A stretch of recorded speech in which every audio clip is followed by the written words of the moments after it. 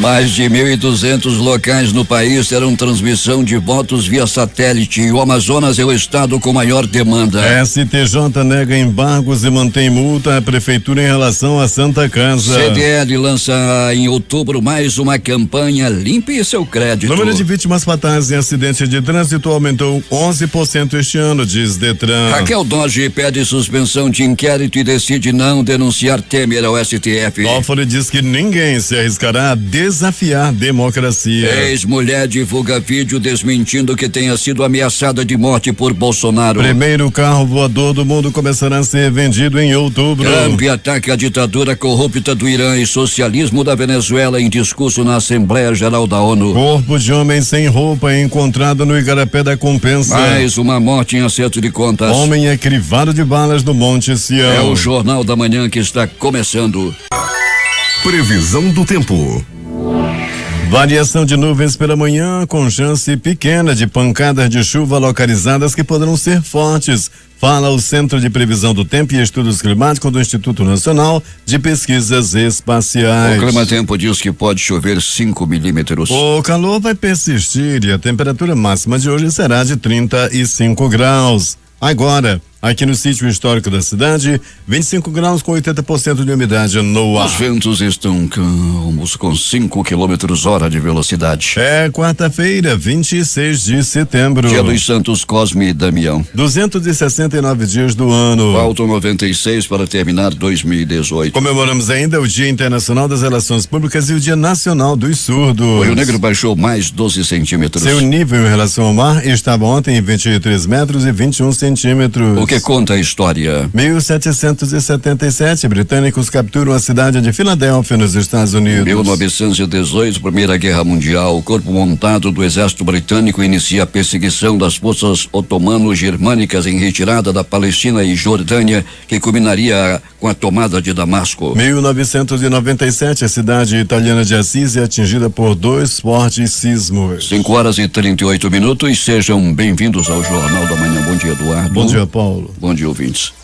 O número de vítimas de acidentes fatais cresceu 11% desde 2017, segundo dados divulgados pelo Departamento Estadual de Trânsito do Amazonas, o DETRAN. Os números correspondem ao período de janeiro e agosto dos 2 últimos anos. Apesar do crescimento no número de mortes no trânsito, o DETRAN afirmou que houve uma redução de 40% no número de acidentes em relação a 2017. E os acidentes de trânsito, em sua maioria, relacionados com motocicletas, não é, Peregrini? Bom dia. Bom dia Paulo Guerra, Eduardo Silva, Itamar Jardina, ouvintes do Jornal da Manhã. Pois é, Paulo, a grande maioria das vezes por imprudência, por alta velocidade e acidentes envolvendo motoqueiro. E não foi diferente, Paulo, no último dia 2 de setembro, quando um rapaz de 28 anos envolveu-se em um acidente de trânsito, estava internado no pronto-socorro João Lúcio e nessa madrugada, infelizmente, ele perdeu a vida. E perdeu a vida assim, Paulo, num acidente de trânsito envolvendo moto. Pois é, acidente de motocicleta vitimando muitas pessoas, não só aqui, mas em todo o Brasil. Peregrino, um homem foi encontrado sem roupa no Igarapé da Compensa. Ele tinha sinais de esfaqueamento, tiros. O que aconteceu, Peregrino? Pois é, Paulo, né? A grande expectativa era para o resultado da necrópsia que foi realizada no Instituto Médico Legal. O homem estava sem roupa, não sabia-se naquele momento qual era a motivação do crime. Será que teria sido facadas, tiros? Mas o laudo do Instituto Médico Legal apontou como causa da morte afogamento, apesar de ele ter alguns hematomas pelo corpo. No Monte Sião, um acerto de contas, o homem foi crivado de balas, mais de 10 tiros, Peregrini. Mais de 10 tiros espalhados pelo corpo, Paulo Guerra. Esse homem foi assassinado e posteriormente jogado em Igarapé pelos assassinos. Isso aconteceu na Rua 10, lá no bairro Monte Sião. O detalhe, Paulo, é que a vítima, que tinha 25 anos de idade, tinha passagem pela polícia por roubo e tráfico de droga. Até daqui a pouco, Peregrini. Quando voltaremos com mais informações, Paulo Guerra. A superação das barreiras para a inclusão da pessoa com deficiência na sociedade e no mercado de trabalho é o tema central da audiência pública que o Tribunal Regional do Trabalho da 11ª Região, Amazonas e Roraima, vai promover hoje às 8:30 da manhã no auditório do Fórum Trabalhista. O debate também é uma iniciativa da Comissão em Defesa dos Direitos da Pessoa com Deficiência da Ordem dos Advogados do Brasil, Seccional Amazonas, e do Conselho Estadual dos Direitos da Pessoa com Deficiência do Amazonas. A ação itinerante promove a emissão da carteira do passe legal intermunicipal no interior do Amazonas. Larissa Balheiro vai trazer os detalhes. Nesta quarta-feira, a partir das 8 horas da manhã, a Secretaria Estadual dos Direitos da Pessoa com Deficiência, a CEPED, e a Controladoria Geral do Estado estarão nos municípios de Iranduba e Manacaporu para oferecer o serviço de emissão da carteira do passe legal intermunicipal. O documento visa facilitar a identificação da pessoa com deficiência que utiliza o transporte rodoviário intermunicipal. O atendimento será nos CRAs dos municípios. A carteira ela é gratuita e deve ser solicitada aqui em Manaus, também na sede da CEPED, localizada na Avenida Mário Ipiranga, no bairro Adrianópolis. O cadastro para ter acesso ao passe legal iniciou há 3 semanas. O documento vai ajudar a simplificar a identificação da PCD para ter acesso à gratuidade e à meia passagem do transporte rodoviário intermunicipal. Direitos estes, aliás, assegurados constitucionalmente. Outra forma de solicitar o documento é acessando o Sistema de Ouvidorias do Estado através do site cge.am.gov.br ou ceped.am.gov.br, clicando no link E-Ouve. A subcontroladora geral de ouvidoria, Ceilane Almendros, frisa o objetivo do acesso do E-Ouve. A proposta principal do sistema E-Ouve de ouvidorias é ampliar o alcance dos serviços de ouvidoria, de modo que a pessoa também do interior tenha mais acessibilidade sobre o serviço público. Então, através do sistema E-Ouve, qualquer pessoa pode ter o acesso por meio de um computador ou de um celular, de maneira bem prática. Os municípios que farão parte desta primeira etapa de emissão da carteira são Iranduba, Itacoatiara, Itapiranga, Manacaporu, Manicoré, Rio Preto da Eva, Novo Airão, Presidente Figueiredo, Humaitá, Lábrea, Careiro da Várzea, Careiro Castanho e Apuí. Essas e outras informações você acompanha no portal difusora24h.com. Eu sou Larissa Balheiro para o Jornal da Manhã. Agora 5h43. A 5ª edição da Feira da FAS ocorre no próximo domingo a partir das 9 horas na sede da Fundação Amazonas Sustentável no Parque 10. O evento possui espaços voltados para a economia criativa, lazer e cultura. A entrada é franca. Mais de 30 expositores de produtos criativos e gastronômicos estarão reunidos no local. O Les Artistes Café Teatro, no centro de Manaus, vai sediar na próxima quinta-feira o workshop O Turismo de Fauna Silvestre, oportunidades e desafios como parte da programação da Semana do Turismo 2018. A programação iniciará às 13h30 e seguirá até às 18h30. A Prefeitura de Manaus abre nesta quarta-feira 45 vagas em cursos gratuitos sobre práticas administrativas e técnicas de vendas. As capacitações serão realizadas pela Secretaria Municipal do Trabalho, Emprego e Desenvolvimento Centrade, com o apoio do Serviço Nacional de Aprendizagem Comercial, SENAC. As inscrições devem ser feitas no escritório do empreendedor, sede da Centrade, na Rua Rio, Jamari, Conjunto Vieira Alves, bairro Nossa Senhora das Graças, de 8 às 12 horas. A Universidade Federal do Amazonas abre edital com 60 vagas no curso de pós-graduação Lato Sensu Engenharia de Produção com ênfase na indústria 4.0. As inscrições no processo seletivo podem ser feitas até o dia 5 de outubro e para concorrer o candidato deve possuir diploma de nível superior em engenharias, computação, administração de empresas ou áreas afins. As inscrições podem ser feitas pelo site da UFAM. O resultado final da seleção sairá no dia 31 de outubro.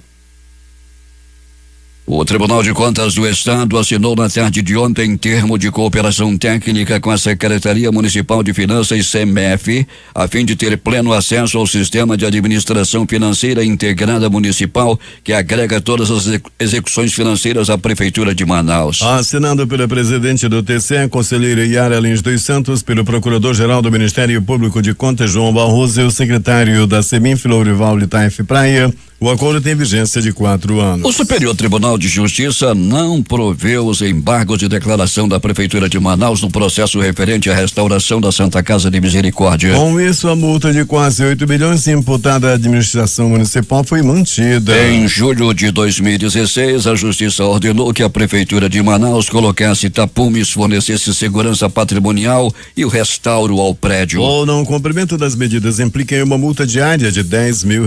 Até o momento, a administração municipal ainda não colocou em prática as ordens e hoje deve mais de 7,9 milhões em multas à Justiça Estadual. O processo chegou ao STJ, que julgou os embargos desta quarta-feira. A Prefeitura de Manaus informou que ainda não foi notificada da decisão. O deputado estadual e candidato ao Senado Federal Luiz Castro, da Rede, passou por um procedimento de cateterismo na tarde de ontem. Ele passa bem, tem o quadro de saúde estável e está lúcido. O candidato, que teve um infarto na segunda-feira, cumprirá a recomendação médica de repouso absoluto pelos próximos dias. Mais de 1.200 locais no país terão transmissão de votos via satélite nas eleições. A reportagem é de Tiago Marcolini. Pelo menos 1.279 localidades em 353 cidades de todo o Brasil terão a transmissão dos votos nas eleições deste ano via satélite, segundo o Tribunal Superior Eleitoral. Os locais foram escolhidos de acordo com a dificuldade de acesso e terão os dados apurados mais rápido que as zonas eleitorais dos centros urbanos. A transmissão é feita em locais sem nenhuma infraestrutura de telecomunicações, tais como aldeias indígenas, comunidades quilombolas, seringais e vilarejos isolados. No dia da votação, os votos computados pela urna são enviados via satélite para o Tribunal Regional Eleitoral de cada estado. Os dados são conferidos com os boletins impressos antes do início da contagem. A transmissão dos votos dura aproximadamente 3 minutos.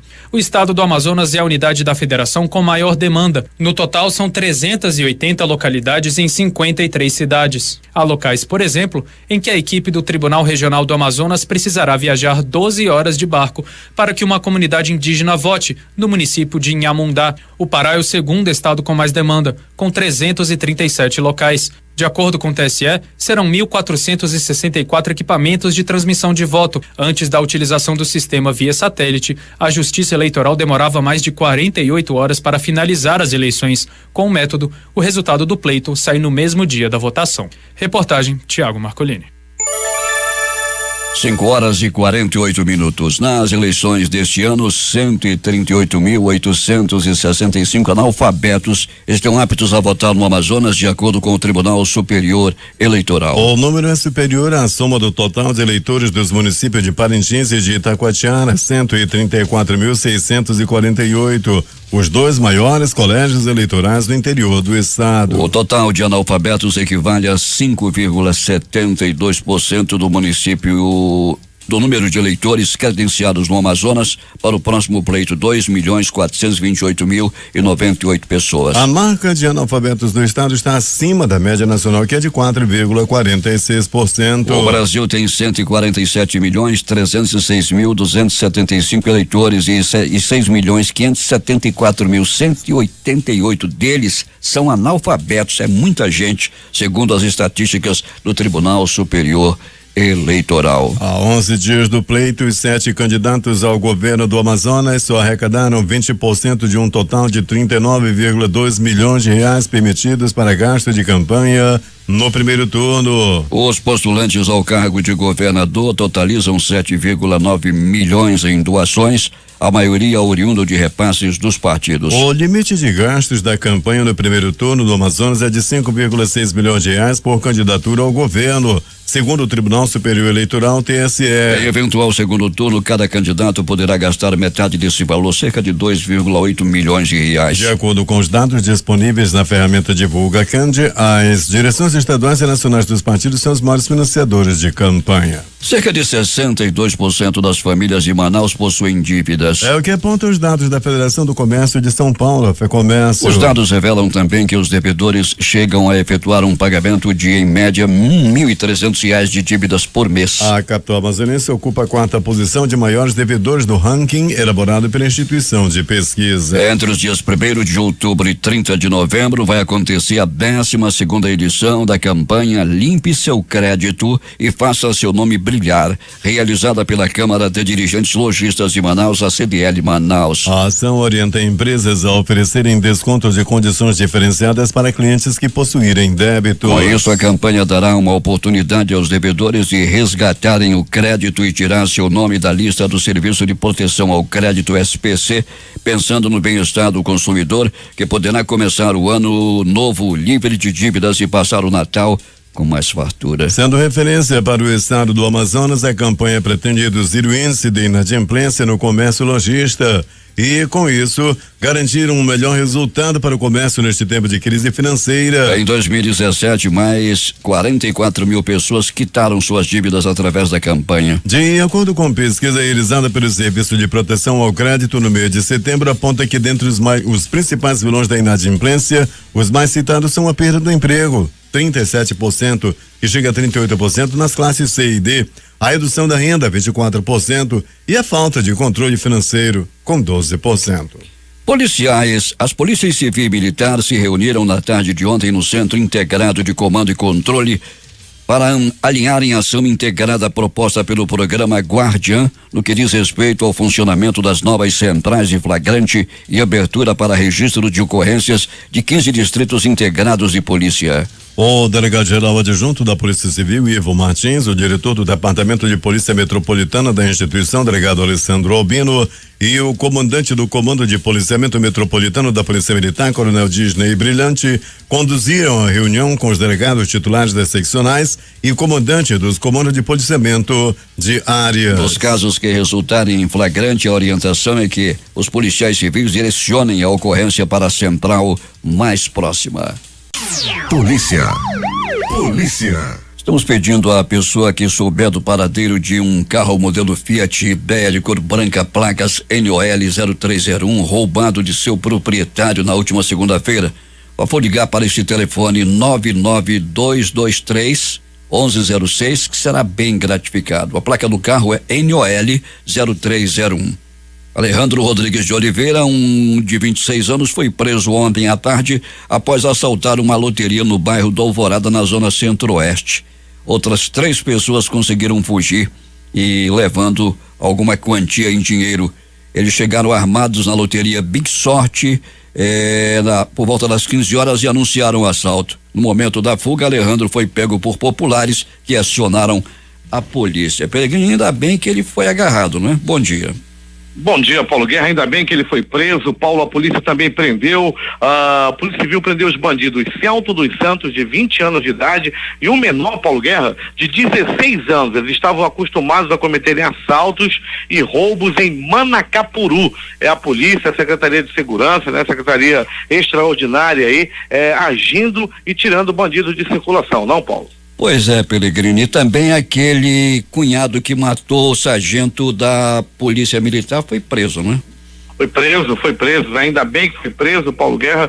Esse assassino aí, frio e cruel, também foi preso pela polícia, graças aí à grande ação dos policiais nas ruas da cidade. Pois é, foi aquela briga, o cunhado brigou com o sargento brigava com a mulher dele, de repente ele se meteu, foi na luta corporal, ele tomou arma e matou o sargento, lamentavelmente.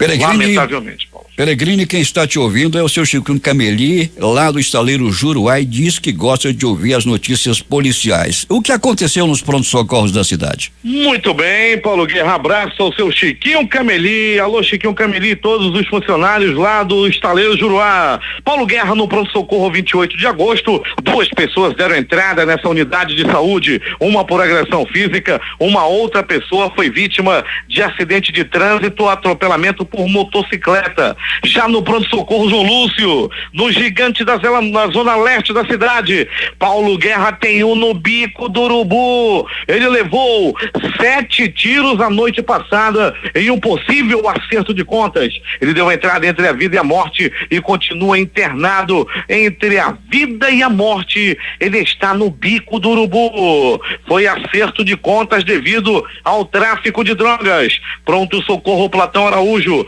uma pessoa deu entrada vítima de agressão física e uma outra pessoa deu entrada vítima de acidente de trânsito no pronto-socorro Platão Araújo. Eu vi no Platão Araújo, Paulo Guerra, hoje pela manhã. Rapaz, chamava a atenção de todo mundo. Um marido levando ralho da mulher. Ela deu-lhe um ralho, Paulo Guerra, no marido, falando alto, que deu para chamar a atenção de todo mundo. É muito triste ver um marido pegar ralho de sua amada.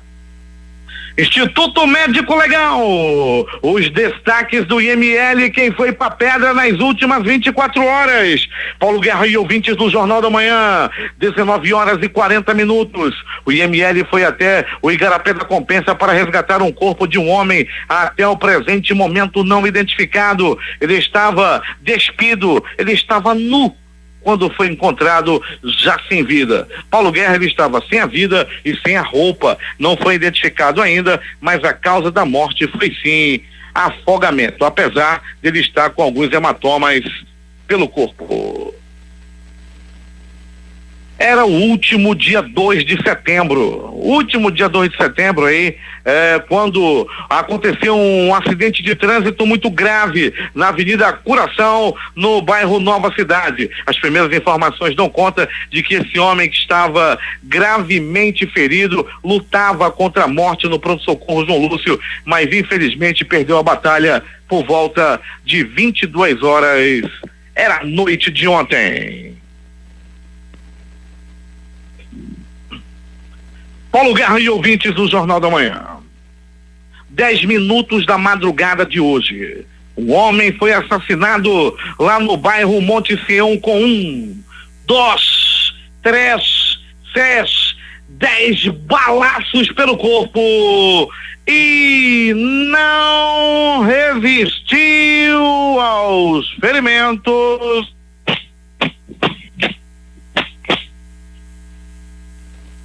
E morreu. Paulo Guerra e ouvintes do Jornal da Manhã. Testemunhas afirmam que após receber os tiros, o homem foi jogado pelos próprios assassinos dentro de um igarapé nas proximidades da rua 14, lá no bairro Monte Sião. A vítima tinha 25 anos de idade e já tinha passagem pela polícia pelo crime de roubo e tráfico de drogas. E essas foram as notícias da noite e madrugada. Noite e madrugada, onde o Instituto Médico Legal realizou 52 exames de corpo de delito. É contigo, Paulo Guerra. Últimas notícias. Dólar tem dia volátil após Ibope fecha em baixa de R$ 4,07. Moeda chegou a bater R$4,14 pela manhã, mas perdeu força.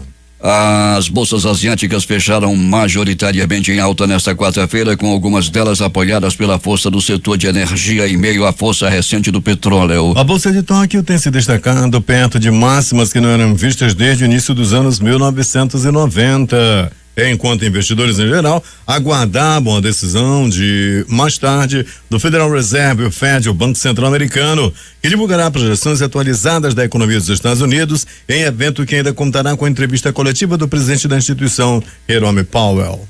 3.000 assassinatos em um mês. Este é o número de homicídios registrados em julho no Brasil, segundo o levantamento mais recente do monitor da violência do G1. No ano já são 30.000 mortes violentas. Ciro Gomes passa por procedimento na próstata no Hospital Sírio-Libanês em São Paulo. O candidato do PDT fez campanha na Baixada Fluminense e foi para São Paulo no final da tarde. A assessoria de Ciro diz que ele sentiu desconforto e foi fazer exames no hospital. Ele receberá alta nesta manhã. Há 12 dias do primeiro turno das eleições, os candidatos a presidente da República já gastaram 130,4 milhões, segundo dados disponíveis no portal do Tribunal Superior Eleitoral. Pelo menos 64,8 milhões foram destinados à produção de vídeos para a internet dos programas eleitorais gratuitos, o que representa 49,7% do total. Nesse montante estão incluídas as despesas do ex-presidente Luiz Inácio Lula da Silva, que teve a candidatura rejeitada pelo TSE por causa da lei da ficha limpa. Pesquisa Ibope Estado TV Globo, feita apenas com eleitores paulistas e divulgada ontem, mostra que o candidato do PSL à presidência nas eleições 2018, Jair Bolsonaro, se manteve na liderança isolada da corrida presidencial na capital bandeirante, com 33% das intenções de voto, e ampliou a vantagem em relação aos principais adversários. Haddad tem apenas 16%. A ex-mulher do candidato à presidência da República, a Jair Bolsonaro, a advogada Ana Cristina Vale, afirmou a um funcionário da Embaixada do Brasil na Noruega ter sido ameaçada de morte por ele. O episódio episódio ocorreu em 2011, segundo confirmou ao Estado, então, o embaixador em Oslo, Carlos Henrique Cardi. O relato foi registrado em um telegrama interno do Itamaraty, revelado na tarde de ontem no site do jornal Folha de São Paulo. Atualmente, Ana Cristina é candidata a deputada federal no Rio pelo Podemos e usa o sobrenome Bolsonaro no material de campanha. Em vídeo divulgado na noite de ontem nas redes sociais entre simpatizantes do presidenciável, Ana Cristina negou ter sofrido ameaça de Bolsonaro. A colaboração do delator Jorge Henrique Marques Valença, ex-superintendente regional da Galvão Engenharia, já foi homologada pelo Supremo Tribunal Federal. Parte do conteúdo foi revelado nesta terça-feira pelo jornal O Globo. A reportagem diz que o delator afirmou que pagou em 2012 ao menos R$1 milhão em propina ao atual presidente do Senado, Eunício Oliveira, MDB do Ceará, em troca da liberação de recursos em obras contra a seca. Em nota, a assessoria de Eunício diz que ele processará os acusadores. O foguete europeu Ariane 5 realizou seu lançamento de número 100 nesta terça-feira na Guiana Francesa. Um momento simbólico para o programa que concorre com a empresa americana SpaceX. Ariane decolou às 19h38 local, 19h38 em Brasília, e minutos depois conseguiu colocar em órbita 2 satélites de telecomunicações para 3 operadores. O gigante Intelsat, o japonês Sky Perfect Jetsat e o Azercosmos do Azerbaijão. Este também foi o lançamento número 300 da Ariane Space, desde o primeiro voo de um foguete Ariane em 1979. Altos nomes do governo, representantes de países vizinhos e centenas de cidadãos se despediram nesta quarta-feira em um funeral de estado na capital Hanoi do presidente do Vietnã, Tran Dai Quang, que morreu na última sexta-feira aos 61 anos devido a uma doença viral. 23 pessoas morreram pela queda de um ônibus interprovincial em um abismo de 200 metros a sudeste do Peru. Além disso, 15 pessoas ficaram feridas, informou a autoridade de saúde da região de Cusco. O presidente da Argentina, Maurício Macri, afirmou em seu discurso na 73ª edição da Assembleia Geral da Organização das Nações Unidas em Nova York que seu país passa por um período de mudanças profundas que demanda grandes esforços e disse que tem a convicção de fazer os esforços corretos, mas não citou a grave crise econômica que atinge o país e que levou sindicalistas a promoverem uma greve geral que afeta pelo menos 15 milhões de pessoas em todo o país. O presidente dos Estados Unidos, Donald Trump, atacou a ditadura corrupta do Irã e o socialismo da Venezuela em seu discurso na Assembleia Geral da Organização das Nações Unidas, ONU, em Nova York, na manhã desta terça-feira. Outra crítica forte do discurso foi centrada na Venezuela. Trump atacou o regime de Nicolás Maduro, afirmando que o socialismo levou à pobreza extrema da população. Para ele, o país vive uma tragédia humana. O país, rico em petróleo, tem miséria e fuga em massa de habitantes para nações vizinhas. Enquanto Trump falava, o Departamento de Tesouro apresentava novas sanções relacionadas à Venezuela, atingindo a mulher de Nicolás Maduro, assim como o vice-presidente e o ministro da Defesa do país. Nicolás Maduro chamou as autoridades do governo dos Estados Unidos de covardes por aplicarem sanções à sua mulher, Cília Flores, entre outros membros de sua equipe de trabalho nesta terça-feira. 6h50. A Procuradora-Geral da República, Raquel Dodge, pediu nesta terça-feira ao Supremo Tribunal Federal para suspender o inquérito que investiga o presidente Michel Temer por supostos repasses ilegais à Odebrecht, ao PMDB. Ao pedir a suspensão do inquérito, Dodge decidiu não denunciar o presidente e deixar o caso parado até que o mandato de Temer termine. A partir de 1º de janeiro, portanto, a investigação poderá prosseguir na primeira instância da Justiça. O presidente da República em exercício, Dias Toffoli, afirmou nesta terça-feira que, na opinião dele, ninguém se arriscará a desafiar a democracia no Brasil. Na tarde desta terça-feira, Dias Toffoli convocou a imprensa para uma entrevista coletiva no Palácio do Planalto. Entre outros pontos, foi questionado se acredita que o resultado das eleições de outubro será questionado na Justiça como em 2014. Os candidatos que hoje estão colocados para a disputa no primeiro turno têm clareza de que o respeito às regras do jogo faz parte da possibilidade de uma vitória no eventual segundo turno. Ninguém vai se arriscar a desafiar a democracia no Brasil, afirmou ele. Vai terminar hoje o prazo para o ministro Ricardo Lewandowski do STF liberar para julgamento o recurso apresentado pela defesa do ex-presidente Luiz Inácio Lula da Silva contra a decisão que o condenou. No plenário virtual, o placar estava 7-1 contra Lula, mas Lewandowski pediu visto e o caso vai agora para o plenário físico. O período de pré-venda do primeiro automóvel voador do mundo desenvolvido pela empresa Terrafugia começará no próximo mês E a expectativa é que esses veículos cheguem ao mercado em 2019, informou hoje a agência oficial de notícias da China, Xinhua. O veículo chamado Transition e com capacidade para 2 passageiros necessita de pista para decolagem e aterrissagem como os aviões convencionais, embora possa ser usado também como um automóvel terrestre normal. Em sua fase inicial, o Transition será oferecido apenas ao mercado americano e seu valor ainda não foi revelado pela Terrafútia, empresa com sede no estado de Massachusetts, nos Estados Unidos. Espera-se, contudo, que o preço inicial destes veículos seja alto demais para pensar em uma rápida popularização no mercado. Por isso, em princípio, o objetivo é competir com o uso de aviões por parte de empresas, governos e empresas de transporte, destacaram responsáveis pela chinesa Geely, detentora da Terrafútia. Os principais jornais do país e seus destaques de capa nesta quarta-feira, o Globo do Rio de Janeiro. PGR pede suspensão de inquérito que investiga pagamento da Odebrecht a Temer. Folha de São Paulo. Ex-mulher de Bolsonaro ataca a Folha, nega ameaça de morte em 2011 e faz campanha para o deputado. O Estado de São Paulo. Criança é baleada durante troca de tiros na Grande São Paulo. Planalto Central, Correio Brasiliense. A administradora da página contra Bolsonaro é agredida. PSOL exige apuração. Valor Econômico.